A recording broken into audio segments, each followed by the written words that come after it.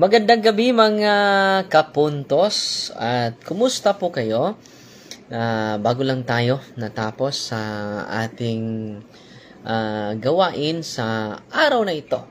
At kanina mga kaibigan, isi-share ko po sa inyo yung ating karanasan. Meron tayong bagong pasyente ngayon. Meron siyang occult third eye. Meron siyang psychic ability.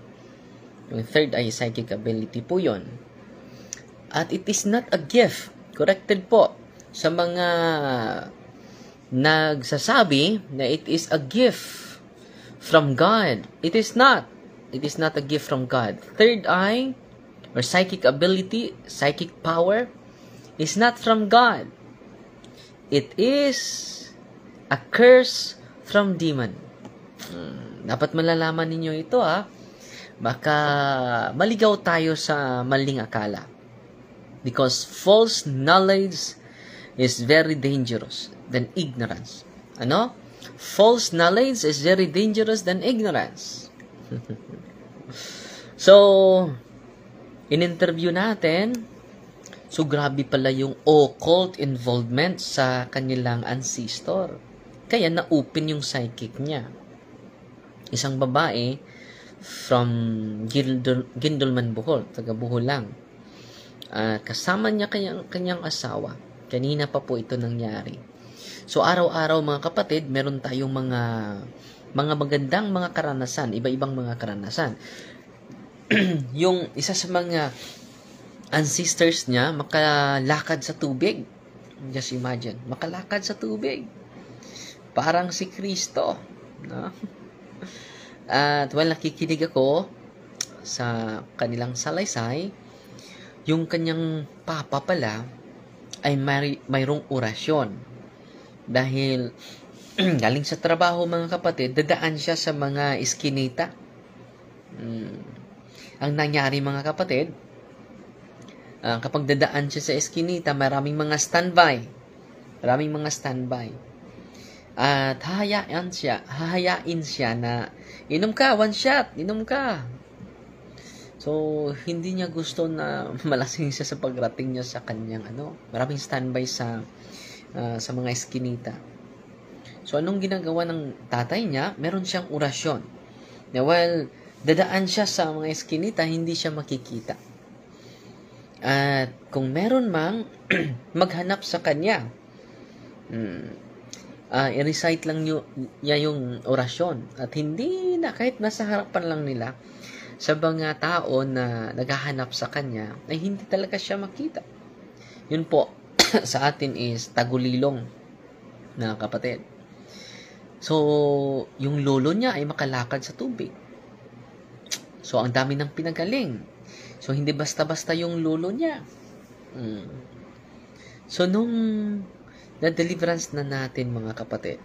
Bago natin ma-deliverance siya, alam nyo, sa pagpasok lang niya sa exorcism prayer, sa adoration chapel, Father, sabi niya, bakit ba naninigas yung katawan ko? No? Yung kamay niya ay nakahawak sa gilid ng pintuan. Dahil merong nag-prevent sa kanya. Merong pumipigil sa kanya na hindi makalapit sa atin. Yun po ang mga occult spirits. Yan po ay patunay na hindi maganda mga kapatid na maging kampante tayo na kapag meron tayong kapangyarihan, kahit pangalan pa ng ating Panginoong Hesukristo ang ginagamit, huwag kayong maniwala agad. Basahin natin ang banal na kasulatan mga kapatid. Anong sabi ng ating Panginoong Hesukristo? Maraming gagamit sa kanyang pangalan. Okay? Matthew chapter 7 verse 21. Anong nakasulat?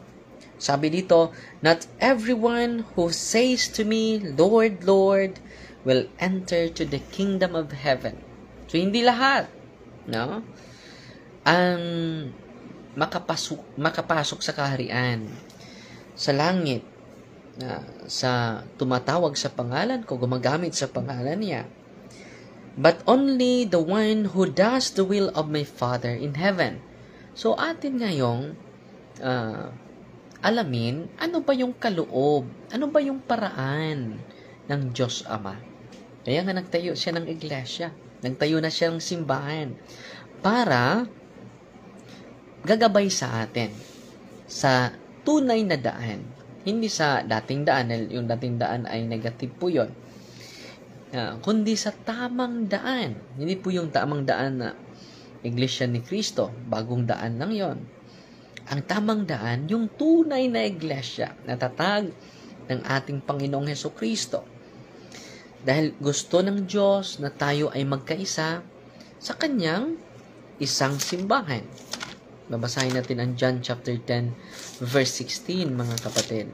Sabi niya dito, ito po yung kaloob ng Diyos sa ating lahat, John chapter 10, verses 16. Ito ang nakasulat, mga kapatid.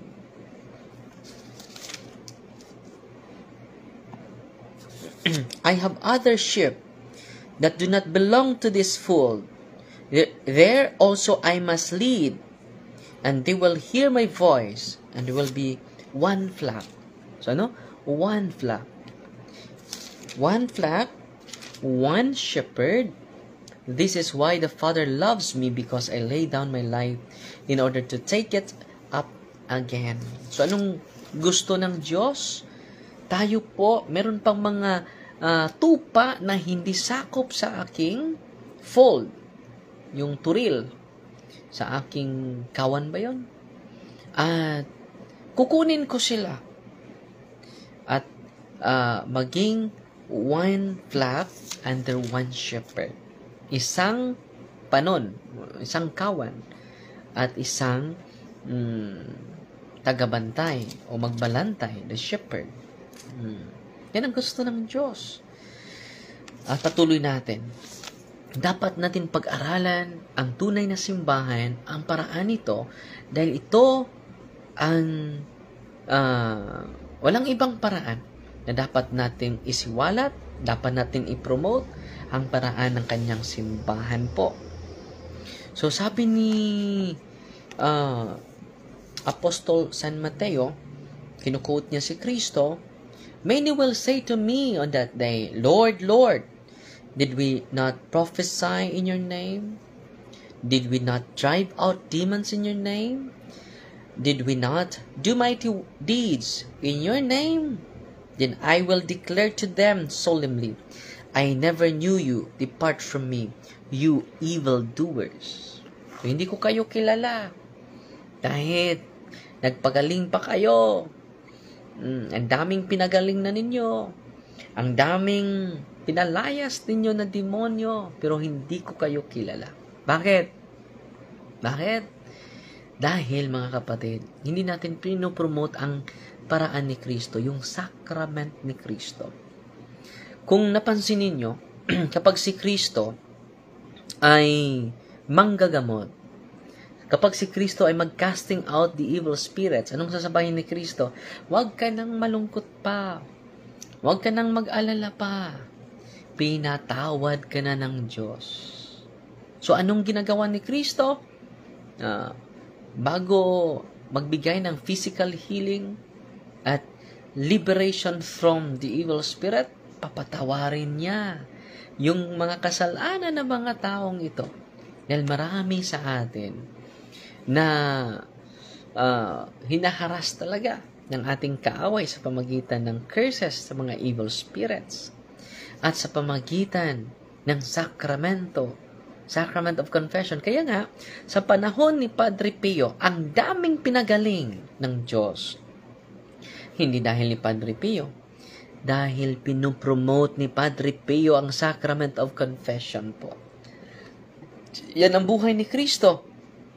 Physical healing, and then sasabihin niya, yung paralitiko, dalhin mo yung higaan mo. At huwag ka nang malungkot pa. Pinatawad na ng Diyos yung mga kasalanan mo. Connected pala yung physical healing. Yung healing without the sacrament of confession, mamangha na tayo dyan. Okay? Yung liberation without the sacrament of confession, kulang po yun. Pero may talata naman, nagsasabi na, sabi ng mga apostol, Lord, pinunan namin yung ibang mga tao dahil hindi sakop sa atin. Hinamihan namin, tigil na kayo dyan. Sabi ni Kristo, huwag nyo silang pigilan. Dahil ang kampi sa atin ay hindi against sa atin. Anong sabi? Ang kampi sa atin ay hindi against sa atin. Kung kampi ka sa simbahan, hindi ka against sa atin. Pero yung ibang mga healer, yung mga ibang deliverance minister na iba't ibang sekta, winasak ang larawan ni Kristo. So, they are against us. So, sino po yung pinahintulutan ni Kristo? Kung ang mga taong ito ay kahit hindi sakop sa atin, pero hindi naman against sa atin. Sino ba itong mga taong ito? Marami din. Pero yung klarong-klaro, inuusig pa niya yung simbahan. No? Ano sabi ni Kristo? Ang kampi sa atin ay hindi against sa atin. Pabayaan nyo sila. Pero kadalasan, ng mga kapatid natin, iilan lang na hindi umatake sa tunay na simbahan. Okay? So mga kapatid, so let us promote the sacrament of Christ. At ang good news sa inyong lahat, all priests are healers. Bakit po? They can administer the sacrament of healing. Ano ba ang official teaching ng simbahan? Ang sacrament of healing, confession po. So lahat ng pari ay makapagbigay ng confession. Pangalawa, anointing of the sick. Pumunta ako sa hospital kanina at nagsuot pa ako ng ng tawag doon, no? Dahil nakagat ng aso at grabe na yung grabe na yung nahirapan na sa paghinga. So parang nagsuot ako para sa COVID, no? Merong face mask, merong jacket, no? Nakaputi ako, no? Ngayon lang bago lang ako nakauwi. At kumain din. So, pagkatapos ng pagkain natin, dito na tayo. Live tayo sa pagsishare natin sa inyo para dahan-dahan mabuksan yung isipan nyo sa karanasan natin. Dahil yung gospel ay karanasan ng mga apostol pag-encounter nila sa ating Panginoong Hesukristo. All priests are healers. Sacrament of confession po, anointing of the sick. At ako po ay nasiyahan dahil marami ng mga pare ngayon nabuksan yung isipan nila. Nabuksan dahil hindi ito tinuturo sa seminaryo, mga kapatid. Tinuturo ito official sa simbahan, pero hindi ito naturo sa mga seminarista. So hindi ko ma-blame yung mga pare na tatakbo kapag merong mga poses na dadalhin sa ating parokya. Totoo, hindi. Hindi po kami na-train nito. Hindi po kami tinuturuan paano. At minsan ay naisipan ko pa, mas mabuti pa itong mga albularyong ito. Dahil haharap sa mga ganitong mga sirkumstansya. Pero yung mga pare, yung mga seminarista, tatakbo agad. Totoo yan. Pero ngayon, mga kapatid, dahan-dahan tinuturo natin yung experience natin. At alam nyo, mga kapatid, ang dami ko ng invitation sa mga dioceses. This coming February, pupunta tayo sa Diocese of Dipolog. Magbigay tayo ng talk sa mga kaparian. Thank you, Lord. No? At this coming October, sa Diocese of Masbate.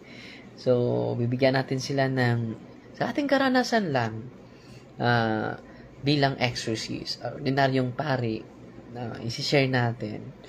At ang dami ng mga laigo na magdeliveran sa kanilang bahay, sa kanilang pamilya, to protect themselves. And lalapit talaga tayo sa pari natin dahil only the priest can administer the sacrament. Okay? So, hindi tayo makaiwas sa simbahan. Bakit po? We are connected to Christ through His church. Amen? Anong nangyari? Patuloy tayo sa babae na ini-exercise natin kanina, no, from Gindulman, Bohol. Grabe, naninigas yung kanyang kamay. At sabi ko sa kanya, nang ka-witness yung kanyang asawa, sabi ko sa kanya, i-renounce natin ngayon yung occult involvement ng nanay mo, ng pamilya mo, ng tatay mo, dahil ang dami na nilang ninapitan ng mga albularyo, mga kapatid. Alam nyo? So, sabi ko sa kanya, sige, repeat after me, kapatid. Yan, conscious pa siya, pero naninigas yung kanyang, wala nang lakas. Hindi na makalakad, mga kapatid. Dahil alam na niya, na i-exercise ko na siya. Hindi po yun prayer ni Father Darwin. It is the prayer of the church. Dito sa, sa page, sa aklat na ito, is page 68, renouncement of occult and non-Catholic beliefs. Hindi lang yung occult involvement natin. Pati na yung pananampalataya na hindi galing sa Katoliko. I-renounce din natin. Okay? Non-Catholic practices, i-renounce din natin, mga kapatid. Ito po. Page 68 sa aklat na ito. Sinasabi ko sa kanya, sige, repeat after me, kapatid. In the name of Jesus, I renounce all occult involvements, all non-Catholic practices, all non-Catholic belief, all superstitious belief, all the occult involvement of my ancestors, dahil yung lolo niya ay makalakad sa tubig. Alam niyo, mga kapatid, bigla lang hindi na siya makapagsalita. From being conscious to nag-translate na siya. Nag-trans na. Nawala na sa kanyang sarili. Nung pinatitigan natin siya sa cross, hindi siya makatitig sa cross. Hindi siya makapatuloy sa pag-renounce. No? So dito, mga kakapatid, at sabi niya, Father, ang dami kong karamdaman, ang sakit ng likod ko, at hindi ako makalakad, biglan lang ako maninigas yung buong katawan ko, at pupunta ako sa doktor, hindi ako ipa-admit ng doktor. Dahil lahat ng findings, lahat ng diagnosis ko, normal na normal po. Yun po ay preternatural in origin na sakit, mga kapatid. Kahit sinong doktor ay hindi kayang gamutin yan dahil via natural po yan, mga kapatid. Yun po ay oppression ang nangyari sa kanya. Grave oppression po yun. Hindi total possession, but it is a grave oppression. Ano po yung grave oppression? Partially possessed. Just imagine, yung kanyang kamay, hindi niya mapigilan. Naniginigas yung kamay niya. Nanigigas yung mga paa niya. Kanina. At pinigilan pa ang kanyang bibig sa pag-renounce. So, kita ninyo, mga kapatid. Grabe talaga ang turo ng simbahan. Anong turo ng simbahan sa mga okultista?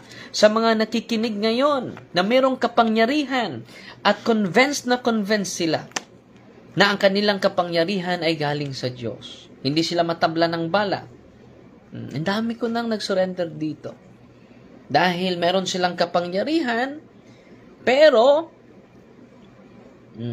nag-enjoy talaga sila sa kapangyarihan nila. Pero ang nangyari, mga kapatid, nag-suffer ang buong clan nila. Nag-suffer ang buong pamilya nila. Walang finding sa doktor. First, second, third, and fourth generation. Ito ang nakasulat sa official teaching ng simbahan, mga kapatid. All practices of magic, sorcery, by which one attempts to tame occult powers so as to place them at one's service and have supernatural power over others, even if this were for the sake of restoring their health, mga albularyo, are gravely contrary to the virtue of our religion. Okay? All forms of divination are to be rejected. All forms are to be rejected. Malinaw na malinaw po yan. All forms of divination are to be rejected, recourse to Satan or demons. So, akala nila na ang kanilang abyan or companying spirit ay banal na espiritu ni Saint Vincent Ferrer, ni Saint John, sa mahal na ina. Pero it is a disguised spirit, mga kapatid. So, anong gawin natin? Nirenounce niya kanina, pero pinigilan siya ng mga masamang espiritu. Hindi niya ma-renounce. So, while continuing the solemn exorcism, mga kapatid, nawalan siya ng lakas, hindi na siya makaupo, hindi na siya makatayo. Kahit yung yung kamay niya, kapag itaas ko, bigla lang mahulog. Wala talagang lakas. So, anong ginagawa ko? Nag-aasa ko ng intercession sa mahal na ina. Sinabihan ko yung kanyang asawa, ang team, magro-rosaryo tayo. To regain her strength. Para babalik yung kanyang lakas. So, nag-pray kami ng rosaryo. So, every time mag-exercise, hindi talaga pwede na mawala yung presensya ng mahal na ina natin. Alam nyo, hindi pa kami nakatapos sa pagro-rosaryo dahil nakahiga na siya sa sahig. Hindi pa kami nakatapos sa pagro-rosaryo, mga kapatid. Tumayo na siya. Bumalik na yung kanyang consciousness, bumalik na din kanyang lakas. At nung pinarecite ko na siya sa occult renouncement, nabigkas na niya lahat. No? At sinabihan ko yung tatay, dahil naka-renounce ka na sa mga occult involvement mo, naka-receive ka na ng sacrament of confession, i-deliverance mo yung bahay ninyo at from time to time, i-deliverance mo din yung asawa mo. Because ikaw ang makapangyarihan sa buong family circle, yung ama. Okay? At patuloy lang kami sasama sa kanila, mga kapatid. At maraming salamat. Ang daming nanonood sa atin. Umabot na yung 500 po. At magbabasa lang tayo ng comments siguro bago tayo mag good night sa inyo. No? Si Ian Els watching from Davao City. Good evening, Father Darwin.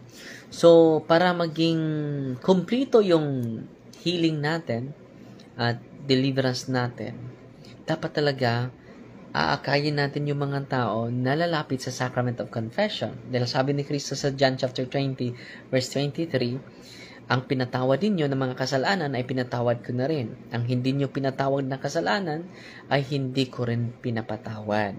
So, it is a ministry of reconciliation. At sabi ni Apostol San Pablo sa 2 Corinthians chapter 10, verse nakalimot ako sa talata. Verse 16 ba yun? Na ito nakasulat. Nabasahin ko muna, ha?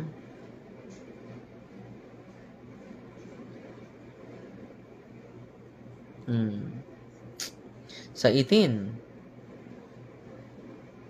Nakalimot ako sa talata, mga kapatid. So, hina-highlight ni Apostol San Pablo the ministry of reconciliation. Kung meron man akong pinatawad ko yan sa pamagitan sa pangalan ng ating Panginoong Hesukristo. So, even the apostles continue to practice the ministry of reconciliation. Okay? Salamat po, Father. Sana nawala. Dami. Si Dambu Hampla Divine. Salamat sa liber na kasal para ma-deliver ang asawa ko kasi may sakit niya hanggang ngayon walang so mas mabuti na mag-receive kayo ng sacrament, kapatid, at magbisita kayo sa office natin. Office natin ay sa Anas Valencia, Bohol. So this week lang tayo mag-open dahil meron tayong conference, national conference sa lahat ng mga exorcist sa buong Pilipinas. So excited po ako. Bakit? Ang dami ko namang matutunan, no, sa conference na iyan. Okay? Si Lilibet Gondorcillo, watching from Himalalod, Negros Oriental. Gracie Eso Radok, good evening, Father. George Gapos, Father Darwin, good evening. God is good all the time. At meron ako i-share sa inyo bukas. Ang ganda ng kanyang experience, mga kapatid. At i-share ko bukas na, no? para ma-inspire kayo lalo to embrace the sacrament of Jesus Christ in the hands of the priest. Amen? So, kaya nga, pupunta ako sa mga lugar, maraming tao lalapit sa akin, Father, i-heal niyo po kami. Sabi ko, wala akong kapangyarihan dyan. No? So, it is through the sacrament. Hindi yan sa pamagitan ko. Dahil tao lang po ako. Gagamutin kayo ni Kristo sa pamagitan ng kanyang sakramento. So, you should go to your priest. Receive the sacrament of confession, anointing of the sick. Ang pangatlo is the source of healing, the Eucharist. Eucharist, iba po yun. Iba po yan. Hindi yan makikita sa iba. Nandyan lang yan sa simbahan na tunay na tatag ng ating Panginoong Heso Kristo, mga kapatid. Okay? 1 Corinthians chapter 2 verse 10, siguro. So, tingnan natin. Salamat, Brother Rooney. Tingnan natin, i-check natin yung sinabi ni Apostol Pablo. 2 chapter 10. Or 2 Corinthians ba? Hindi bro. Parang 2 Corinthians siguro. No, 2 Corinthians. So, dahil busy ko na, hindi ko na na-review yung mga talata natin. Pasensya, mga kapatid. 2 Corinto chapter 2 verse 10 siguro. Tingnan natin. Whoever you forgive anything, so do I. For I indeed what I have forgiven, if I have forgiven anything, has been for you in the name of Christ. Okay? In the name of Christ. Pero meron pang sinabi si Apostol San Pedro, the ministry of reconciliation. Kalimot ako sa talatang ito. Be reconciled to God through the ministry of reconciliation. Kalimot ako. Basta nandyan yan. Okay? At si Cherry, Cherry Christina Kela, my angel. George Capos, watching from Santa Fe. Jason, pasensya lang kayo. Ang bilis, no, na sa mga comment, ang daming magko-comment mga kapatid. Sana maayos na ang gusot sa CFD. Nakakalungkot po kasi. Totoo yan. Nakakulungkot talaga. So, dapat ang unity natin is to the magisterium po. Okay? So, simple lang yan kapag yung mga leader natin nung una ay mag-obey sa magisterium. Kahit pare na ako, hindi ako superior sa magisterium. Hindi po ako ang last say. The last say is not the legion of CFD. The last say is not Brad Sok, not Brother Adam, not me, not Father Fran, not Father Abi, not Father Enoch. But the magisterium is the last say. Okay? Parang ang kanilang, ang daming kino-quote nila ng mga quotation na official teaching sa simbahan. Maganda yun. Na kino-quote ninyo yung official statement ng simbahan, official teachings ng simbahan. Pero bakit hindi nyo tinatanggap ang official interpreter ng simbahan? Di ba? Yan ang problema. Kapag hindi tayo magpakumbaba sa ating sarili at hindi natin tatanggapin na minsan ay magkamali din tayo. Father, totoo po ba na magbigay abuloy sa patay? Halimbawa, 100 pesos tapos 50. Nawala, pasensya po. Father, kanus akabalik sa CDO. Wala pang schedule, kapatid. At si Maria Flor, bago lang ako nakapunta doon. No? Watching from Santa Catalina, Negros Oriental. Si Natividad Banataw. Inday Haya Lorenze. Good evening, Father. Si Elmer Laparasan. Good evening, Father. Gusto ko maging exorcist. Magpare ka muna. I am watching from Calatrava, Negros Oriental. Rosavilla. Joy Matunhay. Yung pinsa natin. Glenn Luzon, nanonood sa atin ngayon. Congratulations, Auntie Doc.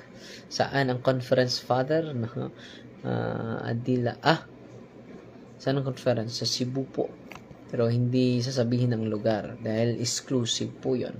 Si Evangeline Katag Espina. God bless. Father, I'm watching from Poblacion Lakewood, Zamboanga del Sur. Si Buray, I'll be waiting you here in Lapu-Lapu City, Father. Okay? Nakita tayo August 30 po. Si Aida Cortez, good evening, Father, watching from Mandawi City. Jason Makahidhead, Father, kanus ang schedule nimo sa Secure? Wala pa. Wala pa akong schedule sa Secure. Christy Wahing Dikelia. Hello, Father. Hello, Father. Good evening, watching from Cebu. Nag-work po. Nawala. So, Juliana Calderon. Good evening, Father. Thank you always for your teachings. It is not my teaching, kapatid. It is the teachings of the church. Cherry. Kumusta ka na, Cherry? No? Helen Romero. Father Darwin watching from San Diego, California. Kath 40. So, hello, Father. Good evening. Watching from London. Punta ka sa Davao, Father. Net Santos. Pupunta ako this coming October 26. September 26 pala. Watching from Israel, when po kayo punta sa Davao, September 26 po. Alan Amir Makoy, Eri Medio, watching you, Father, gikan sa Mati Davao Oriental. At si Permi Kurtanaw, punto por punto, Father, Dabo Hapla, no? Ria Tamunan, hi, Father, watching from Liluan, Cebu. No? Dionisio Carda, good evening, watching from Tokdog, Luway, Bohol. Bohol lang. Grace Matan, when sa Cebu, Father? This coming August 28 sa Toledo City. When po kayo punta sa Manila? Wala pang schedule po, Sister Gracie. Si Ruel Estanel. Ngayong gabi, Father, ano sa balik sa Jensen? Wala pa schedule sa Jensen, Sister Amy. Marcina Lumapak. Sa dapit sa Turil, Father. Ay, post ko lang yan. Susunod na mga araw. Christy Wahing. No? Hello, Father, watching from Cebu. Nasa work po ako today. Ana Marie Kabilin. Saan po banda sa Davao? Sa Turil po. Okay. Frank Hakla. Father, good evening from Elio. No? Brother Everjan, ang ating maging obispo sa sunod ng mga araw. Hello, Father Darwin, watching from Iligan City. No? So, wala na ako. Parang wala na yung lubat na ako, mga kapatid. So, Fight Team Maria at Tax FD. At maraming salamat sa nagpadala ng stars. No? At merong nagtanong, merong nag-accuse sa atin, no? Bakit may Gcash yung ano mo, Father? No? Mukha kang pera, Father. Alam nyo, yung Gcash natin, ginamit natin sa evangelization natin, sa sports and evangelization natin. Ang gastos natin ay aabot ng pinakataas is 80,000. Ang daming pakainin natin, more than 1,000 kamatao ang papakainin natin sa sports and evangelization. So, yung natatanggap natin ay ginagamit natin sa evangelization. At ginagamit din natin sa pagbili ng sound system natin sa mga market evangelizers. 10 na po yung handy speakers natin. Nakabili na tayo dahil sa tulong ninyo. So, hindi na yan natin ginagamit na personal, mga kapatid. Minsan, ay dagdag pa tayo personal sa sports and evangelization dahil alam nyo, kapatid, ilan lang ang makapasok sa Gcash. No? So, minsan ay 60,000 lang sa buong at ang ating gastos ay higit sa mga 80,000. No? Dahil ang dami na mga tao papakainin natin sa sports and evangelization po. At minsan ay gagastos pa, kukuha pa tayo sa sarili nating sweldo sa diocese. Yan ang totoo, mga kapatid. Pero dahil maraming nag-accuse sa atin, mukha daw tayo ng pera, at lahat namang kita natin ay tinutulong natin sa nangangailangan. Meron na tayong more than 40 scholars sa ministry natin at more than 20 po yung college po. So, mabigat na po yun. Pero, patuloy lang tayo dahil ginagamit naman natin sa evangelization at sa charity ang mga pinadala ng ating maraming mga generous na mga tao na magpadala. At meron mga kasama natin, mga CFT pa naman, madaldal, no, na yung Gcash natin ay mukha talaga tayo ng pera, pero kita nyo naman, active na active yung ministry natin. Nakabili na tayo ng sound system. Yung sound system natin is more than 400,000 po. Yung gagamitin natin sa Grand Bible Rally, meron sarili po na dahil sa tulong ninyo. Okay? Nakabili na tayo. Meron na tayong studio po sa punto por punto. Bumibili na din tayo ng bagong mga kagamitan para maabot ninyo at ipaabot namin yung mga ginagamit talaga natin sa ministry, hindi sa personal, mga kapatid. Amen? At kung dadayo kayo sa ating office, ang daming mga taong natulungan. So, yan po mga kapatid, no? Ang ginagawa natin. Hindi para sa sarili natin, hindi tayo mag-ipon ng pera para sa ating sarili. Gamitin natin para sa ministry, para sa evangelization. Kita nyo naman na aktibong-aktibo yung mga CFT natin. Lahat ng mga kailangan nila ay binibigay natin. Hindi natin dinadamot yung mga blessing na tatanggap natin sa mga generous na mga tao. So, sinagot lang natin for clarification. Dahil yung mga kasinungalingan, kapag hindi sasagutin, ay para ding totoo. So yung every month natin na, alam nyo, almost 80,000 ang gastos natin. Every month po yan. Every month po yan. At kadalasan ay nag-supplement pa ako sa sarili kong pera, kapatid, dahil hindi sapat yung na gather natin, na abot natin na donation for sports and evangelization. Pero okay lang, dahil magsasakripisyo naman tayo. Amen? At yan lang po ang sagot natin sa mga umuusig sa atin. At wala namang basihan, at mas maganda na magtanong sila personal, dahil ang sagot natin hindi naman personal. Wala naman tayong personal na galit sa ating mahal na kapatid na mga very aggressive sa personal nila na quotation sa official teaching ng simbahan po. So atin ay binibigay lang natin ang official statement ng mga obispo, at hindi tayo nagbigay ng komentaryo against sa kanila. Dahil hindi po yan maganda. Kung aatakin na tayong personal sa ating mga kapatid at ating kasamahan, it is a bankruptcy of right reasoning po. Okay? So patuloy tayong magdasal for unity. Patuloy tayo magpakumbaba sa ating sarili at magpailalim tayo sa magisterium. Dahil minsan ay parang tayo na ang magisterium, delikado na po yan. Delikado na po yan, mga kapatid. Okay, bukas po, meron akong isi-share sa inyo. Puno yung schedule ko bukas. Sisikapin ko po. Punong-puno yung schedule ko bukas sa umaga. Bago lang ako nakauwi, di ba? Nag-unwind pa ako sa yung kinagat sa aso. Bago lang ako nakauwi ngayon. So, kanina, merong schedule din. Bukas, punong-puno po. So, makauwi ako dito mga 9 to 10 na siguro bukas sa Saturday. Pero okay lang. Hanggat may lakas, ibibigay natin ito sa ating may kapal. Hanggang may buhay, iaalay natin ito sa ating may kapal. Okay? At sa katotohanan at sa ating mahal na simbahan. Fight Maria, tatak sa FD with a humble heart po. God bless.